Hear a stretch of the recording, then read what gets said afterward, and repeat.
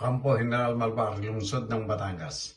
Inaresto noong Biyernes ng mga tauhan ng Rosario Municipal Police Station ang 5 sospek kaugnay ng pagnanakaw sa Dito Telco Tower sa Barangay Puting Kahoy, Rosario, Batangas. Ang mga sospek ayon kay Batangas Police Director Police Colonel Marlon Birupo ay sina alias Ferdi, 46 na taong gulang, driver ng Grab, residente ng Imos, Cavite; alias Rolly, residente ng Quezon City; alias Emil, 23; alias J, 32, gwardiya, nakatira rin sa Quezon City; at isang alias Jose, 56 anyos, na walang trabaho na residente ng Las Piñas City.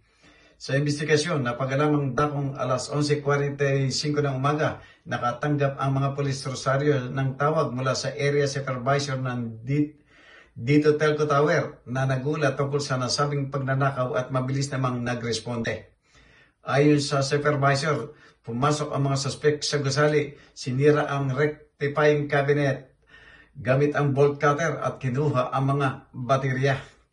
Ang mga suspek ay tumakas mula sa lugar sakay na isang Mitsubishi Montero na patungo sa bayan ng Rosario, at ang mga otoridad ay matagumpay na nahuli ang sasakyan sa Barangay Nato, Rosario, Batangas bandang alas 11:55 ng tanghali ayon sa investigasyon.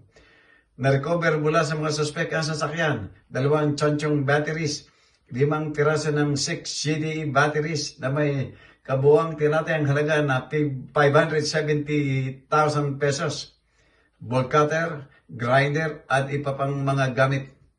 Ang mga inarestong suspek ay ipinaalam ang kanilang mga karapatang konstitusyonal at sumasa ilalim sa medical na pagsusuri sa MBM Santo Rosario District Hospital. Ang mga kukulang dokumento ay inihanda na para sa pagsasampa ng angkop na mga kasong kriminal laban sa mga suspect. Jojo Cesar Magsambulagulat para sa journalnews.com.ph.